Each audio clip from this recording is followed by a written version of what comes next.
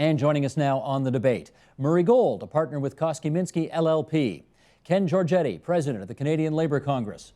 Alexandra McQueen, special project manager at the Quima Group. Malcolm Hamilton, senior partner at Mercer Canada. And Bill Kyle, senior vice president, Group Retirement Services at Great West Life. Thanks everybody for coming in today for an issue that is really problematic. I think a lot of people have problems understanding this, so we're hopefully going to make it a little clearer over the next half hour or so. Let's start with this. Alexandra, this is something you and your partner Moshe wrote in Policy Options last month. A pension is not a synonym for a large sum of money, a diversified asset allocation, or a retirement residence in Florida. In our view, even a seven-figure RRSP is not a pension. Instead, a pension involves a binding contract. A pension includes a guarantee. A pension is a pledge that you, the retiree, will receive a real, predictable, and reliable income stream for the rest of your natural life. A pension is more than an asset class, it is a product class. Now let's go into a little more detail about what we're talking about here, and Ken, we thank you for these figures. This is from the Canadian Labour Congress. The average RSP savings for workers age 55 and older is $60,000. Almost 70% of Canadians do not have a registered retirement savings plan. The average monthly payout for public pension plans, that's the Canadian Pension Plan and Old Age Security, $1,000. More than 60% of working Canadians don't have a workplace pension. More than a third of all seniors receiving public pensions, that's CPP and OAS, earn less than $11,000 a year. So let's go around the horn and start with this. Ken, to you first. Do we have a private pension crisis in this country? We are going to have a private pension crisis or a pension crisis in terms of adequacy of income for the future, yes. You say we're going to. Starting when?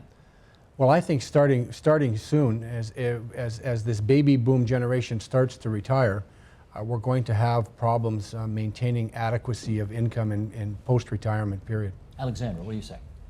Well, you referenced the article that Moshe Mileski and I, my co-author, wrote in that policy options piece, and our concern is not so, we agree about the adequacy of income, but what we were looking at is that there are many people that have a pension plan but don't have that guarantee of lifetime income that a true pension provides. So they got something but not enough. They've got something and they may relate to it as a pension, but it's not what we would say is a true pension. Okay. Murray?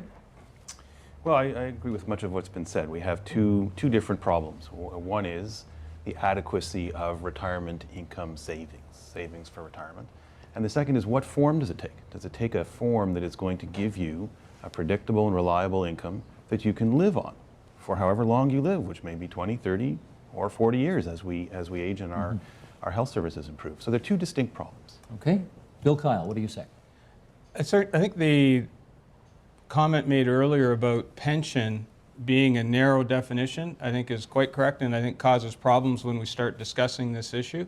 So I think it's more looking at retirement income and what are the various vehicles that people have available to achieve that, and how do they use them. And I think that's where the issue is. Many people just don't know where to start in planning, and how do you leverage the things that are there. And then when you get into today's discussion, how can people start to look at reform to make some of those existing options work a lot more effectively? Lots of things to follow up on during the course of our discussion. Malcolm Hamilton, do we have a crisis in the pension situation right now in Canada? I don't think we have a crisis. I think, the glass half full part of this story is if you look at the incomes of retired Canadians right now. Canadians typically, they're retiring in their early 60s. They're retiring voluntarily. When they're asked after they retire whether their quality of life has deteriorated, they say it hasn't. When they're asked if they're happy, they say they are. So when you look at the incomes and the attitudes of retired Canadians, yes, some of them have less than they'd like to have, but by and large, they're pretty satisfied. Now, pick up on Ken's point, the fact that we don't have a problem for today's retired Canadians, and the fact that it doesn't look like there's a big problem for the baby boomers approaching retirement, that doesn't mean that we won't have problems 10 or 15 or 20 years down the road. Ken, can I get you to comment on whether you agree with the way that Malcolm has characterized it, that people are generally satisfied and don't feel a big diminution in their standard of living? Well, I think they do, though, in two areas. We've seen since this economic crisis has hit, the re-entry into the workforce largely of people 55 years old and older, which means that the retirement money they thought they had evaporated or diminished enough that they couldn't live on it. And still today, notwithstanding that we have retirement incomes, about 1.6 million Canadians live below the poverty line on the meager retirement income they get from GIS and OAS, which doesn't deliver enough for them to live in a respectable and decent way. Okay, let's try this. Malcolm, I'll go back to you on this. Nortel, big example that's been in the news a lot lately. The employees were promised a pension. We all know what happened to the company. It's in big trouble. And then they went bankrupt. Pensions are all in question right now. Are there measures in place in Canada today to protect pensioners who find themselves in that circumstance? There are measures. They work imperfectly. So they're not foolproof. They work a lot of the time. The Nortel pensioners in Ontario will get a partial guarantee. But when you look at that problem, Steve, it's important to remember that virtually every Canadian who isn't in a pension plan, who saved for retirement, took losses on their investments in 2008, and they are now disappointed. And nobody's sort of proposing that we go around and reimburse all of them for the money that they lost. You know, one of the things we have here isn't so much a pension crisis as a financial crisis. 2008 was probably the worst year since the Great Depression for people saving for retirement. This isn't a made-in-Canada crisis. You go to the US, the UK, Holland, anywhere in the world, this is affecting people who are in pension plans or people who save for retirement. So we can't sort of fix it by identifying one small subgroup of the population and say, well, something needs to be done for them. This is a widespread issue. Okay, so Murray, when a company goes under and the creditors start coming, where do pensioners fall on the list when a company is liquidating? Sadly, at the bottom. They're at the bottom of the They're list. at the bottom. There's a pecking order in an insolvency. So everybody else gets paid out first and then the pensioners. Well, the unsecured creditors as a group are at the bottom, and there can be other unsecured creditors together with the pensioners. There can be trade suppliers, there can be other unsecured creditors.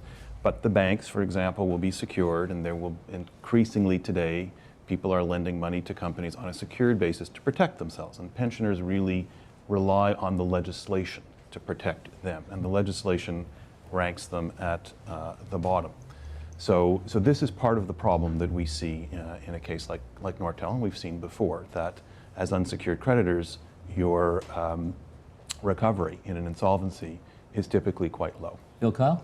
Picking up on Malcolm's comment in terms of it being a financial crisis, I think it demonstrates one of the complexities of retirement planning is that even though people took a big loss in 2008, if in fact people had the discipline to leave their money invested while the markets were down, the TSX Composite Index, I believe, is up probably 47% in the last 12 months. So if in fact they stayed invested during that period, they would have recouped a considerable amount of their losses. But the problem is, if you took your money out and missed that 47% recovery, then you've got a really big problem. And obviously a lot of people had no choice but to take the money out because they needed it. A lot of people would have taken it out just to put it into a safer, quote-unquote, safer investment too, which also would have hurt them. Gotcha. Let's do a little Pensions 101 here, okay? Because there are a lot of people, I'm sure, who still do not understand the distinction between defined benefit and defined contribution. So, Michael Smith, with your assistance, please, we're going to bring up some charts here, and let's just do the comparison. Defined benefit on the left, defined contribution on the right. Defined benefit, payments determined by a formula based on earnings, history, and years of service. The defined contribution, the payments are not guaranteed. The value at retirement is determined by the amount the employee has contributed, the amount the employer contributes, and the performance of the market. Key difference. Let's keep going. Defined benefit, for example, the payout during retirement equals the average of the highest 5 years of earnings multiplied by the ratio of service to 20 multiplied by 0.06. That's the formula. No test on this later, but suffice to say it's better than the other side. Example on the other side, the worker contributes 5% of his or her salary into the plan, and the firm contributes 10%, so it is more of a tax-deferred savings program. Let's keep going. Defined benefit, the employer guarantees a certain benefit level at retirement. Defined contribution, no guaranteed benefit level at retirement. Defined benefit, the employer absorbs all the risk. Defined contribution, the employee absorbs all the risk. Defined benefit, the employer is responsible for paying the pension. Defined contribution, the employer's liability ends after the money's contributed into the funds. Okay, Alexandra, what is the greatest risk to a defined contribution plan? That's the one on the right-hand side, which isn't as solid as the one on the left-hand side. Well, there are three risks that people entering retirement really face that are distinct from that phase of life, distinct from the accumulation phase. And one is the sequence of returns, which Bill touched on and Malcolm touched on, which is if you retire during a time when markets are low and you're converting your whatever your retirement savings are into a stream of income at that point, poor market returns can cause a list that's unrecoverable if we were talking about a boat. The second source of risk for retirees is inflation. We all know that the value of a dollar decays over time, and when you don't have a defined benefit indexed pension, you're at risk from inflation. And the third risk is longevity. This is probably the risk that is most underappreciated by Canadians in aggregate, that we don't know how long we're going to live. The variability of our lifespan is actually much more variable than stock market returns. So we're accustomed to thinking about and talking about variability in stock market returns, when longevity is actually considerably more risky or more random. And those are the three types of risks that you start to encounter, not just at retirement, but in that decade leading up to retirement, which we refer to as the fragile risk zone. Okay, two companies I want to raise right now. Ken, I'll go to you on this. Valienco, up in Sudbury, had a strike that's gone on now for, what is it, nine months, 10 months? It's closing in on that anyway. One of the major issues in this strike is that the company no longer wants to offer the defined benefit. They want to go to defined contribution. They want to go easier. We've seen examples, for example, General Motors, which is a company that thinks it got into a lot of trouble because it had to keep offering defined benefit pension plans to its employees and didn't think it could afford to do that anymore. Do you believe corporate North America can continue to offer the enriched pension package to employees? Well, first of all, let's distinguish what's happening at Valienco with many other companies that want to move away from defined benefit to defined contribution for their employees. I want to make a note that they don't do it for themselves, though, the senior managers. Like I think it's 47% of all registered pension plans in Canada, DB, defined benefit plans, are registered to groups of 10 or less. And 40% are registered to individuals, CEOs. So the managers of those operations want defined benefit plans, but they want their employees to take the risk on a defined contribution plan. So that's unfair, you feel? Well, I think it's contradictory for sure. And these leading lights who get all the influence in government and elsewhere, if it's good enough for them, we think it should be good enough for ordinary citizens. So yeah, there's a lot of move away from defined benefit plans to defined contribution. But I want to point out every Canadian almost has a defined benefit plan. It's called the Canada Pension Plan. So a portion of their pension is defined benefit. The rest of it is variable depending on whether or not they're lucky enough, frankly, to have a union, because most union members do have a defined benefit pension plan. Okay, but Malcolm, we're talking here about not the CPP, but what the company might offer. Do you think corporate North America nowadays can continue to afford to give all of their employees, and managers for that matter, let's give Ken his due there, the defined benefit as opposed to defined contribution pension plan? You know, I think the wealthier companies can afford to do this, but I think increasingly they'd rather not do it. One of the things that didn't work out, part of the defined benefit idea was that if you took money and put it in the stock market and were just patient and waited long enough, it was sure to work out. Well, it didn't. And so they've learned that doesn't always work. The other thing they've learned is these plans are relatively easy to manage when they're young. But when the company gets old and the workforce gets old and you get armies of retired people, you know, some of these companies have more retired people than they have working people. Managing the risk of the defined benefit plan has become a significant complication when mature companies have business setbacks. And a lot of companies are looking around, even the young ones, in particular the young ones, they're looking at the struggles of the General Motors of the world. And they're saying, we can't go there. We can't put ourselves in a position, even if we could afford it for the next 10 or 20 years, we can't put ourselves in a position where we lose control of our sort of financial future if the stock market goes down once our workforce becomes mature. So I think they are looking to extricate themselves from the pension business. Murray, what's your view on that? Well, I actually quite agree that many corporations can afford it, some cannot, but that they don't want to. They want to get out of the pension business. They want to make widgets, not deliver pensions. And a lot of it has to do with their perception of risk in this new world with highly volatile financial markets and with an aging workforce. And we're at an interesting moment, a unique moment, I think, when the business sector is looking at pension plans and thinking, you know, I want to make widgets, not pensions. And the labor side is looking at the same equation and saying, I need to live after I can no longer work and I need something secure. And a solution that's presenting itself is to improve the Canada Pension Plan. Because the Canada Pension Plan is a defined benefit plan. And it is a universal plan. The guy beside you's got some ideas on that, which we're going to get to in a second. He does. Stand by, Ken. Bill, let me get you on that as well. Yeah, I think as corporations look at this issue, it's a global trend that companies are moving away from defined benefit. I think part of it is, again, a demographic issue. Generally, if you've got a defined benefit plan, the company isn't putting any contribution in, probably, this is generalization, but probably for employees under age 45. If all of a sudden your company doesn't have those new employees coming in, and as Malcolm says, all of a sudden it's just that older group, all of a sudden it's starting to get very, very expensive. As well, when the plans were designed, they weren't planning on paying out a benefit for 30 years or whatever as people are living longer.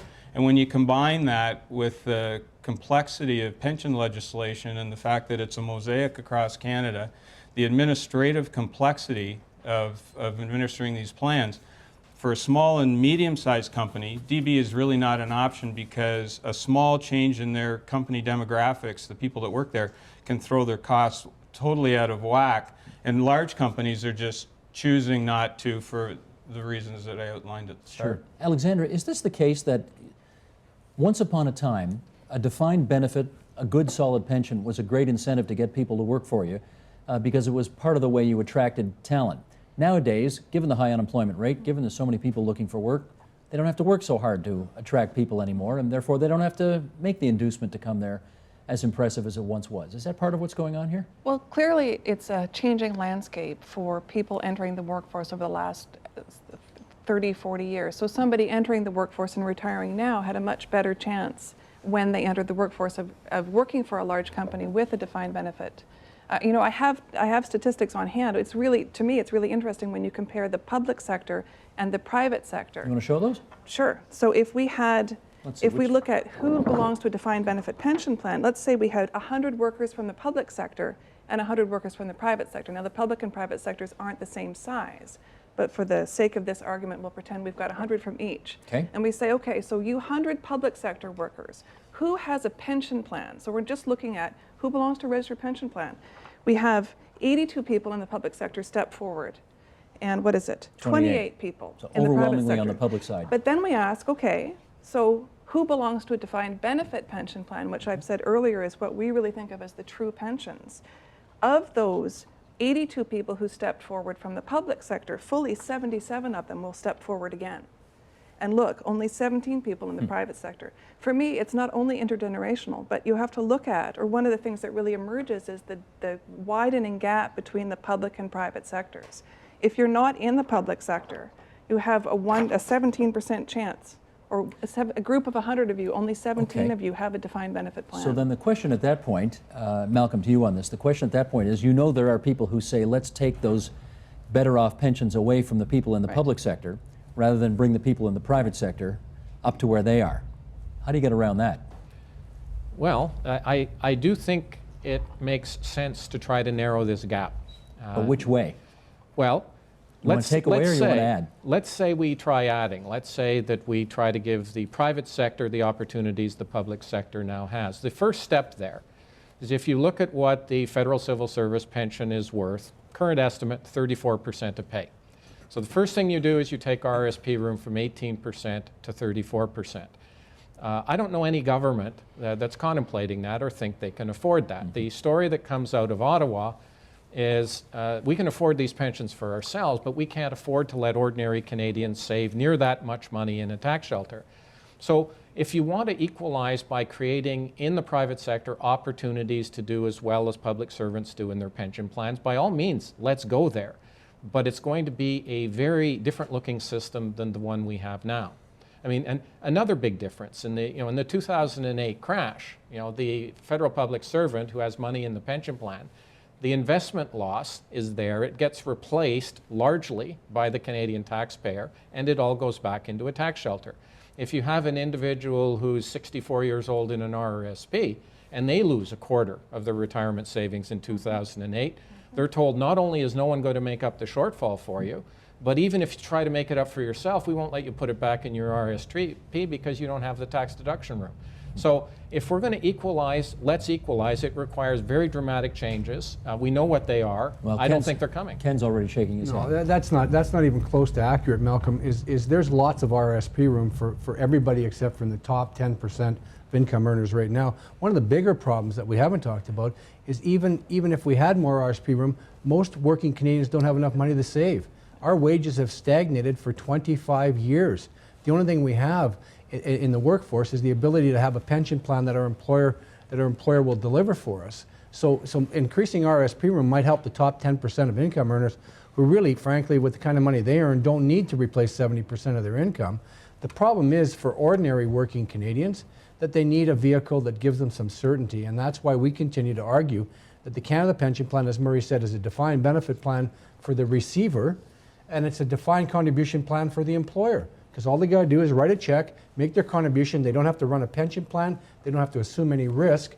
They put it in there, and the employer gets what they want, and the Canadian worker gets the certainty that they need to retire. But we already saw from your charts, Ken, that the CPP is not going to be enough, obviously, to live on for the vast majority of Canadians. So what do you want to do about that? Double it.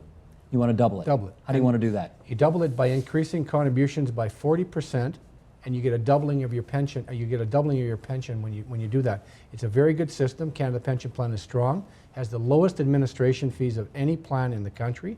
It's solvent. It has the ability to deliver out to 2068 already. And if we doubled it, at least Canadians would all be able to retire at a floor above the poverty line, and then negotiate pension plans or RRSPs for themselves to give themselves a top-up. It would work perfectly. You couldn't double it tomorrow. Over what period of time are you talking? Well, you can over a lifetime, just like now. If you contribute for a lifetime, you get, I think, $12,000. If you doubled it, if you contribute for a lifetime, you get $24,000 a year. But the increases that you want people to put of their own money into these things, 40% over what period of increase, time? 7 years. Over 7 years. Yeah. Murray, how does that sound? Well, I think it is the best solution of what is on offer. You know, when we think about public-private and we think about this divide, one thing that people have to know is that the private sector, if it wanted to, could offer the federal pension plan in exactly the same terms. Like, this is a choice that is made in different sectors to allocate the person's total income or the total wage package more to the retirement and less to current wages. You can make those choices. There's no law that forbids private companies from offering the same benefits as the federal plan. It's not really just a question of RRSP room. The problem is appetite. The problem is willingness. The problem is the private sector really doesn't want to do that. And there are reasons that the private sector Well, hang on. doesn't How want about to. willingness of people to pay more of their own income today into the CPP? Is that an issue? Well, I'm sure it is an issue, but you know, we've been through so many rounds recently of pension contribution increases. They're not CPP increases, these are to private plans because of the financial crisis. And you know, there's been barely a whisper, and the contributions have gone up a lot because people understand that this is what they're going to live on after they retire, and they attribute a great deal of significance to it. Okay, So, hang on there, because the other side of the table wants in on this. Go ahead, Bill. Sure, yeah. The Canada Pension Plan has a tremendous role to play in terms of having a diversified retirement system in Canada. So as one of the three key pillars of a successful system, Canada Pension definitely has a place. At the same time, you know, it was mentioned, Canadians can't save enough today in the existing vehicles. So if they haven't got the money to put them in that vehicle, why have all of a sudden they've got the money to put it into the Canada Pension Plan? Because you'd be looking, for instance, at that kind of increase. Contribution rate today is almost 10% between the employee and the employer. So all of a sudden you're talking 20% that people are now having to put into the plan. No, The other thing is that if you 20, actually take a look, if you had an employee today who is between 25 and 45 years old, if you took the employer and employee contribution that goes into the Canada Pension Plan and that grew at 6%, those people would get almost double the benefit that they would get out of the CPP. They would get that almost double out of a private plan. Alexander, stand by, because Ken wants to quibble with the numbers here for a second. It's only an increase. It's at 9% right now, and the increase would be less than 5% to double the benefit. And sure, you can play with those numbers. If you got an 8% increase, we wouldn't have a crisis right now, but we don't. We're not getting those returns, and we're not going to be able to rely on those returns. Canada Pension Plan has proved itself from all the doubters when we started that program to deliver a benefit of 25% of the YMPE, which is $47,300. YMP stands for? Yearly Maximum pensionable earnings. Okay. And we think it should be increased to 50% for only a 40% increase in your cost. There's no better deal available in Canada right now for that. Alexandra? Well, I appreciate very much the comments about CPP, and it probably won't surprise anyone to learn that the article that you quoted from earlier that I was a co-author on is the preface to a book that I'm writing with Dr. Moshe Milevsky called Pensionize Your Nest Egg, because we're huge fans of pensions. But our concern is that waiting for ordinary Canadians waiting for governments to sort out, shall we double the CPP? What's the required contribution? What's valuable about pensions is the protections they provide, and that's available through other products other than defined benefit pension plans. So our premise for this book is that ordinary Canadians should pensionize their nest eggs by using the products that are available in the marketplace to produce the kinds of guaranteed streams of income that you need in But you retirement. do or don't like his idea about doubling the CPP? We're agnostic about it. My concern is that while Canadians are waiting for governments to sort this out, there are steps that you can take now to create a guaranteed lifetime income that don't rely on waiting for a government to make a decision. Okay. Malcolm, I don't think you're agnostic on it. Well, I'm going to surprise you. I'm not averse to expanding the CPP at this point, as long as it's done responsibly. I don't think Ken's numbers are right. I'll tell you that flat out. I asked Bernard Dussault to cost those types of changes. And he is? And he has. He's the former actuary for the Canada Pension Plan, and what he tells me, and what makes sense to me, is you could double it up if you go from 10% to 16%, not 10% to 14%. But the important thing is the extension is going to be on a fully funded basis, which means the benefit matures over 40 years.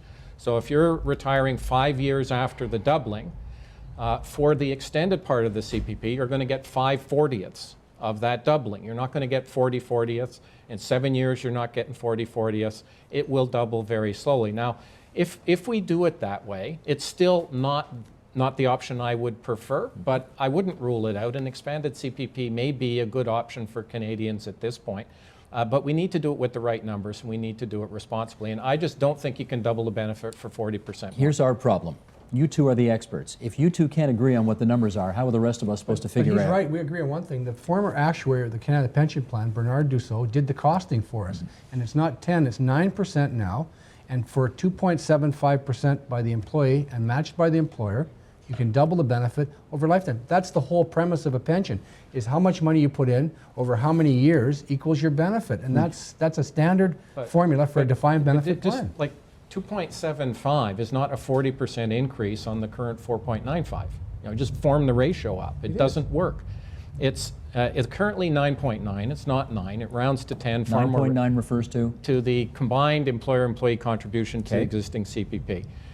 You're going to have to take that up about 6%. So it'll be 8% each instead of 5% each.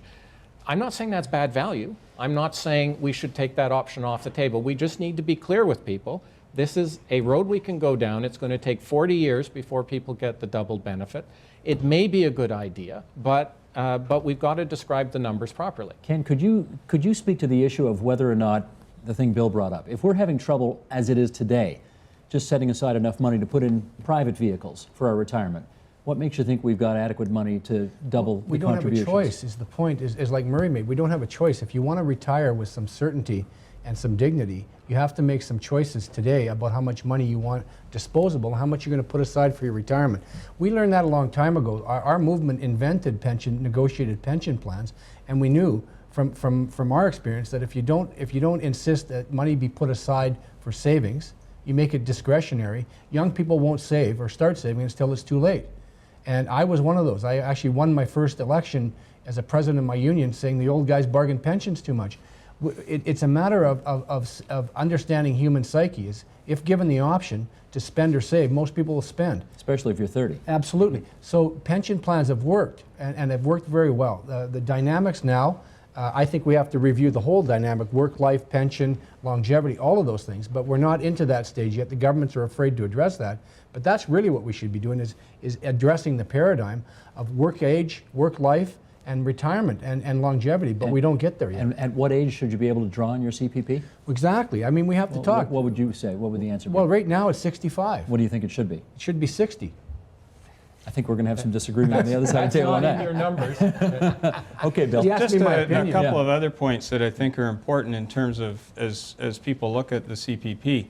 One is that not only do people have to find the extra money to contribute, but also because of the way clawbacks work in today's tax system and with the benefits, if you end up, and again, I believe, you know, the numbers that I was using, Rob Brown from the University of Waterloo is an actuarial teacher there. They're a lot closer to Malcolm's numbers. If somebody that is not making a whole lot of money is having to make that level of contribution only to then turn around and have it clawed back in terms of some of their guaranteed benefits and that sort of thing, I think that's asking an awful lot of the people that maybe need the benefit the most. And then the other thing that I think people need to realize is that one of the key strengths of the Canadian system is the variety of options that people have to invest in and to plan for retirement, whether it's registered plans, whether it's non-registered vehicles such as TFSAs, or even Tax-free savings accounts. tax-free savings Well, accounts. actually, take 30 seconds here and tell us, because we've heard the analogy used of the bucket. Here are the different things you need in your bucket once retirement comes. And there's what, a half a dozen different things you can Yes, put in there, right? Such as? Absolutely. Well, you've got your employee contributions and plans if you're involved in those. You've got tax-free savings accounts. For some people, they certainly use home ownership as part of the overall plan. There's not other non-registered savings, whether it's just simply in the stock market where you start to look at, you get dividends coming in for tax planning and that sort of thing. Canada pension plan, old age security, guaranteed income supplement, et cetera. So you've And the got idea this wide is, variety. just so we're clear, the idea is that you should try to get in your bucket enough money to cover what, 2/3, 3/4 of what your average salary was? Is Well, that the idea? the way we would approach that is to look at it more like a lifestyle. And there's software available today that you could go in and you could say, okay, here's a description of a lifestyle, how I see myself living my retirement. And then using statistics, you can automatically have a budget produced for you that matches that lifestyle. Right. What do I need in my bucket to get there? And then it goes from there. So, and that's a personal thing, and it could be anywhere from 50% to 80% of your pre-retirement income. A few minutes left here. Let me put kind of a philosophical question here. Alexandra, who should be responsible for Canadians' retirement planning? You know, for me, the question is not so much who should be, but given the current realities, what's the best option for me? So my choice is to be responsible. I've never had a workplace pension. I've worked for more than 20 years, and I just have never worked in any settings that have included pensions. So in my case, it's very clear that I'm responsible for securing retirement income. And I think that that's increasingly the case for people of my generation. So it's not that I think that doubling CPP, it's so far for me off on the horizon. I'm much more interested in thinking about efficient allocations and creating my own guaranteed pension plan using the products that are out there. Ken, you want to come back on that? Well, I think the way our view is that the individuals are responsible. That's what we negotiate collectively for individuals, to put that money aside, deferring their wages into their pension plans or deferring their wages into the Canada Pension Plan. But it's an individual responsibility, but you need a vehicle for it. And these TF, tax-free savings accounts and all that are great and sexy, but if you don't have enough disposable income even to make a measly Canada pension contribution, you're not throwing money into those buckets, and having to sell your house to retire, in my view, is a very undignified option. Malcolm, what do you say on that? Who's responsible? Well, I think the individual is responsible, but I want to pick up on Ken's point because I think he's quite right. One of the things we tend to ignore when we talk about retirement savings is the fact that for most families, they have three big things they have to do during their work lifetime. They have to save for retirement, they have to buy and pay for their home, and they have to raise their kids. The sensible order for them is they've got to have the kids and buy and pay for the home early. Yep. You know, they can't have that end of life. Mm-hmm. So those things go early and they crowd out the retirement savings. There are really quite well-to-do families in Canada who, once you knock off taxes, mortgages, and child support and education, all of those things, they really can't afford to save very much. And compelling them to put large amounts in the CPP is probably going in the wrong direction. To some extent, we need individuals who manage their debt through the first half of their working lifetime and then save for retirement once they've got the ability to do so. And And the compulsory plans really don't give them that flexibility. And that's going to be a problem because we've got a lot of big borrowers here. Bill Last. But there's one other point. At the end of their life, Yeah, they 30 don't have seconds to make the it, Bill. financial expertise, Malcolm, you'll agree with this.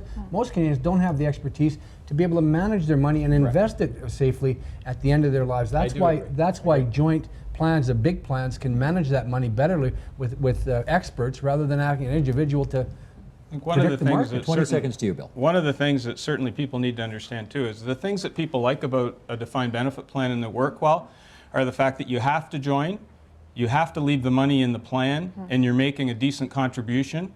There are alternative designs out there that you can still capture those features to make sure the employer wants to offer a plan so that you get the employer contribution.